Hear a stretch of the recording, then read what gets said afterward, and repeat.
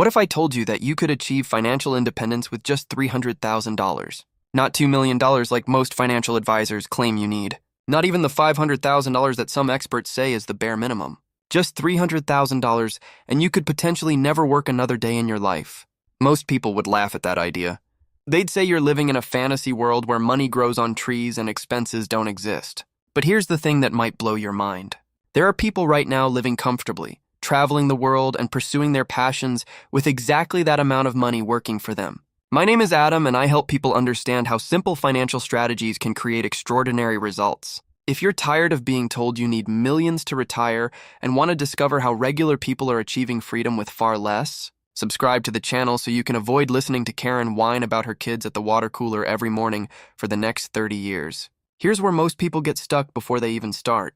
They've heard about something called the 4% rule, which says you can safely withdraw 4% of your portfolio each year without running out of money. Using that math, $300,000 would only generate $12,000 per year.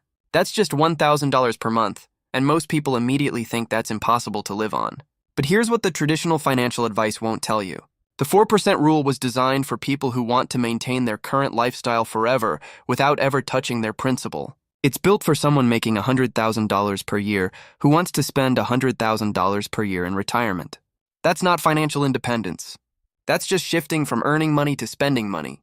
The 4% rule also assumes you're living in high-cost areas with high-cost lifestyles. It assumes you'll have a mortgage, car payments, and all the expensive habits that keep most people trapped in the rat race. But what if you approach this completely differently? What if instead of trying to maintain an expensive lifestyle, you designed a lifestyle that was both fulfilling and affordable? What if you realized that most of what you spend money on doesn't actually make you happier? What if you discovered that the things that bring real joy and satisfaction cost far less than you think? The truth is, the 4% rule isn't wrong, but it's solving the wrong problem. It's trying to help people afford an expensive life when what they really need is a better life. And a better life doesn't require nearly as much money as most people believe. Think about it this way. The person who needs $8,000 per month to be happy is infinitely poorer than the person who can thrive on $2,000 per month, regardless of how much either of them has in the bank. Your expenses determine your freedom, not your income. This is why focusing solely on accumulating more money without addressing your spending is like trying to fill a bucket with a massive hole in the bottom. You can pour as much water as you want, but you'll never get ahead until you fix the leak. Here's where the magic happens, and it's simpler than most people realize. The strategy has two main components that work together to make $300,000 stretch far beyond what traditional advice suggests is possible. First, you get ruthlessly honest about what you actually need versus what you think you want. Most people are spending money on things that don't improve their lives in any meaningful way. They're paying for convenience they don't need, status they don't enjoy, and stuff they don't use. When you strip away everything that doesn't genuinely add value to your life, you discover that living well costs far less than living expensively. Second, you use geographic arbitrage to your advantage. This doesn't mean you have to move to a developing country and live in a hut, though that's certainly one option. It means being strategic about where you live and how your money translates to quality of life. Here's a reality check that might surprise you. There are places in the United States where you can rent a decent apartment for $600 per month. There are small towns where you can buy a house outright for $50,000. There are entire regions where your dollar stretches 2 or 3 times further than in major metropolitan areas. But it gets even more interesting when you consider international options. In countries like Portugal, Mexico, or parts of Eastern Europe, $1,500 per month can provide a lifestyle that would cost $5,000 per month in New York or San Francisco. You're not sacrificing quality of life. You're optimizing for it. Let's run the numbers with a realistic scenario. You have $300,000 invested in a diversified portfolio generating 7% annually. That's $21,000 per year or $1,750 per month in passive income. In many parts of the world, that's not just survival money. That's comfortable living money. Maybe you choose a charming town in Portugal where your rent is $500 per month. Your food costs $300, utilities are $100, and you have $850 left over for transportation, entertainment, healthcare, and unexpected expenses. You're not just getting by. You're living well, exploring a new culture, learning a new language, and having experiences that most people only dream about. Or maybe international living isn't for you, but you're willing to consider smaller American cities where the cost of living is dramatically lower. Places where $1,750 per month isn't poverty. It's middle-class comfort with money left over for savings and fun.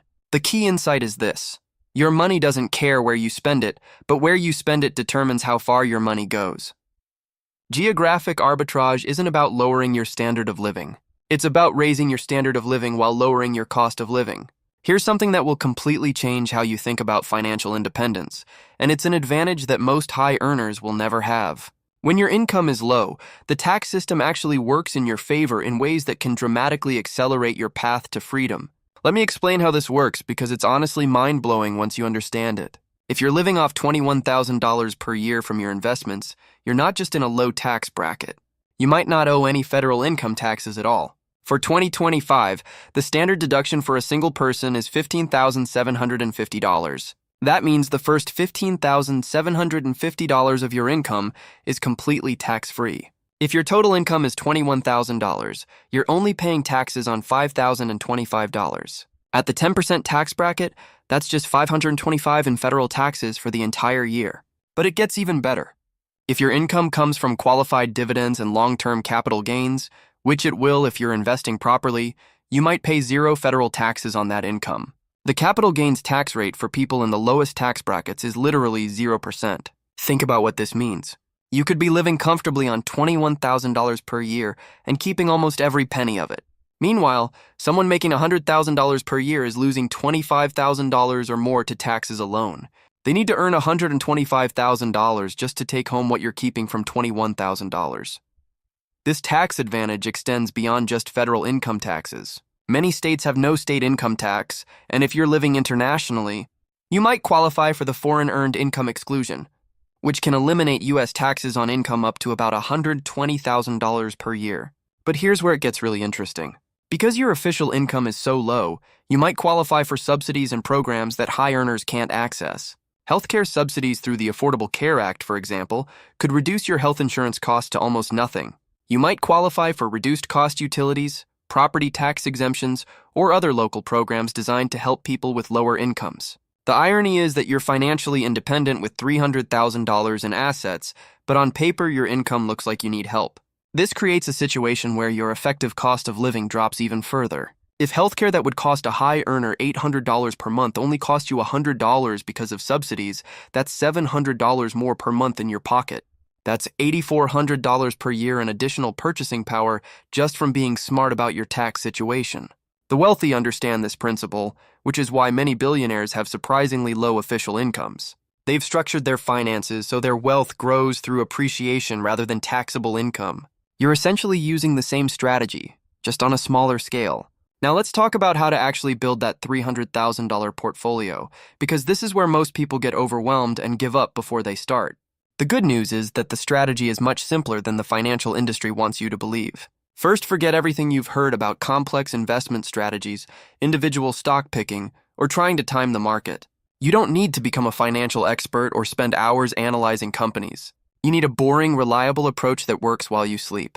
The foundation of your portfolio should be low-cost index funds. These are funds that own tiny pieces of hundreds or thousands of companies, which means you're automatically diversified without having to research individual stocks. The most important funds to consider are total stock market index funds and total bond market index funds. Here's a simple allocation that has worked for decades: 70% stocks through a total stock market index fund and 30% bonds through a total bond market index fund. This gives you growth potential from stocks while the bonds provide stability during market downturns. As you get closer to needing the money, you can gradually shift more toward bonds for additional stability. But when you're building wealth, that 70-30 split has historically generated returns between 7% and 9% annually over long periods. The key is choosing funds with extremely low expense ratios.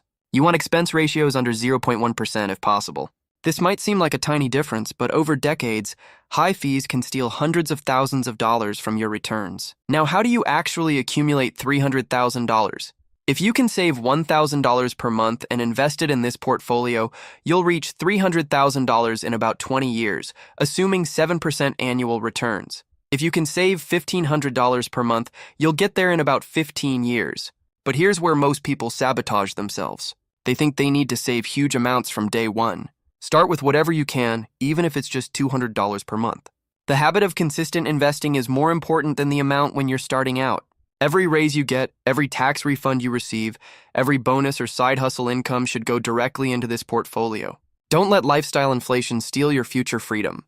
Treat your investment contributions like a non-negotiable bill that must be paid every month. The beautiful thing about this approach is that it's completely automatic once you set it up.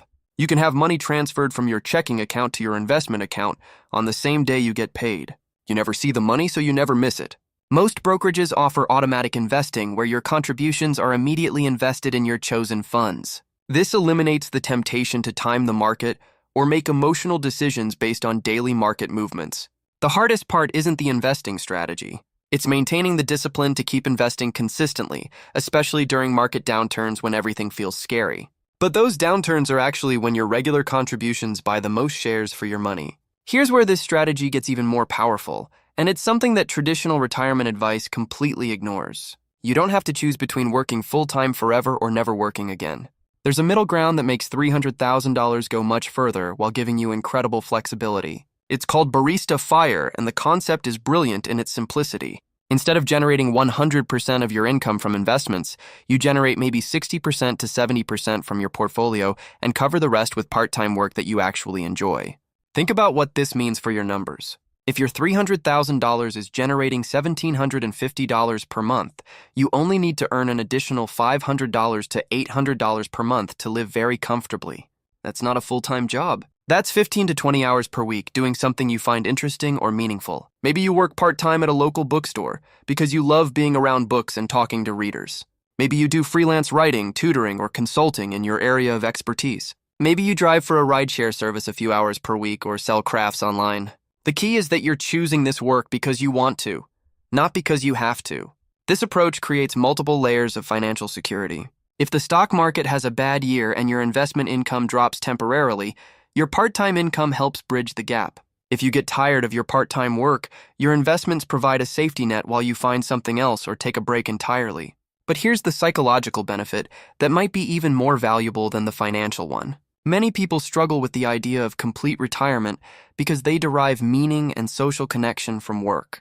Barista FIRE lets you maintain those benefits without the stress and time commitment of a traditional career. You're working because you choose to, not because you're trapped. You can quit any time, take extended vacations, or negotiate terms that would be impossible in a traditional job. Your boss can't threaten your livelihood because your livelihood doesn't depend entirely on that job. The math becomes even more compelling when you consider that part-time income often comes with lower stress and higher hourly rates. When you're not desperate for work, you can be selective about opportunities. You can focus on clients and projects that pay well and align with your values. Plus, that extra income doesn't all have to go toward living expenses. Maybe you use it to travel more, pursue hobbies, or even reinvest it to grow your portfolio further. The flexibility is entirely yours. Let's make this concrete with a realistic example that shows exactly how someone could live well on the income generated by a $300,000 portfolio. This isn't theoretical. These are real numbers that real people are using right now. Our example person has $300,000 invested in a diversified portfolio generating 7% annually, which provides $21,000 per year or $1,750 per month. They've also chosen to do some part-time work that brings in an additional $600 per month for a total monthly income of $2,350. They've decided to live in a smaller city in a low-cost state where their money stretches much further than it would in major metropolitan areas. Here's how their monthly budget breaks down. Housing costs $650 per month. This could be rent for a decent one-bedroom apartment or the total carrying costs for a small house they own outright. By avoiding expensive coastal cities and choosing areas with reasonable housing costs, they've kept their largest expense manageable. Food and groceries cost $400 per month. This includes eating out occasionally but focuses primarily on cooking at home with quality ingredients. They've learned that cooking can be both enjoyable and economical, and they're eating better than when they relied on expensive takeout and restaurant meals. Transportation runs $200 per month. They own a reliable used car that's paid off, so this covers insurance, gas, maintenance, and occasional repairs. They're not trying to impress anyone with their vehicle. They just need dependable transportation that doesn't drain their budget. Utilities and phone service total $150 per month. This includes electricity, water, internet, and a basic cell phone plan. They've avoided the trap of paying for premium services and features they don't actually need or use. Healthcare costs $250 per month. Because their official income is low, They qualify for significant subsidies on health insurance through the Affordable Care Act. What would cost someone with higher income $800 per month only costs them a fraction of that amount. Entertainment and miscellaneous expenses get $300 per month. This covers streaming services, books, occasional movies, dining out, hobbies, and small purchases that make life enjoyable. They're not living like monks, but they're being intentional about where their entertainment dollars go. That leaves $400 per month completely unallocated. This money can go toward building an emergency fund, taking vacations, handling unexpected expenses, or even reinvesting to grow their portfolio further. Having this buffer means they're not living paycheck to paycheck, even though their income is relatively modest. The total monthly expenses are $1,950, leaving them with a $400 cushion every single month. Over the course of a year, that's $4,800 in additional financial flexibility. They're not just surviving on this budget. They're thriving while building additional wealth and security. This example shows that $300,000 can absolutely provide financial independence when you're strategic about your lifestyle choices and location. The key is designing a life that's both fulfilling and affordable, rather than trying to maintain expensive habits that don't actually improve your happiness. Now let's address the elephant in the room. Every time someone talks about living on a smaller amount of money, 3 concerns immediately come up. What about healthcare costs? What about inflation eating away at your purchasing power? And what happens if the stock market crashes right when you need the money? These are legitimate concerns, and anyone pursuing this strategy needs to have solid answers. The good news is that each of these risks can be managed much more easily than most people realize. Healthcare is probably the biggest worry for most Americans, and rightfully so. Medical bills are the leading cause of bankruptcy in this country. But here's where having a low official income actually becomes a massive advantage. When your income is $21,000 per year, you qualify for substantial healthcare subsidies that can reduce your insurance costs to almost nothing. Through the Affordable Care Act marketplace, someone with this income level might pay as little as $50 to $100 per month for health insurance that would cost a high earner $800 or more. The subsidies aren't just for premiums either. They also reduce deductibles and out-of-pocket maximums, making healthcare genuinely affordable. If you're living internationally, many countries offer high-quality healthcare at a fraction of U.S. costs. In countries like Portugal or Mexico, you can get excellent medical care for what you'd pay as a copay in the United States. Some expats find that even paying out of pocket for routine care costs less than their old insurance premiums. Inflation is the second major concern, and it's actually built into the strategy if you do it correctly. Historical stock market returns already account for inflation. When we talk about 7% annual returns, that's the real return after inflation has been factored in. Your purchasing power isn't just maintained, it actually grows over time. Plus, when you're living on investment returns rather than spending down your principal, your portfolio continues to grow even while you're drawing income from it. If inflation pushes your expenses higher, your portfolio value and the income it generates tend to rise proportionally.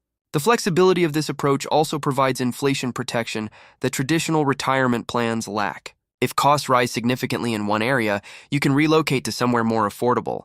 If healthcare gets expensive in the US, you can move to a country with better healthcare costs.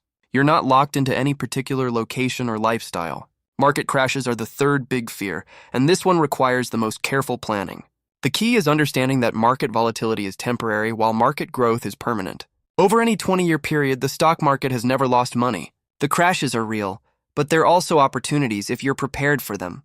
This is why having that part-time income buffer is so valuable. During market downturns, you can reduce or eliminate withdrawals from your portfolio, living primarily on your work income until markets recover. This prevents you from selling investments at depressed prices, which is how people actually lose money in crashes.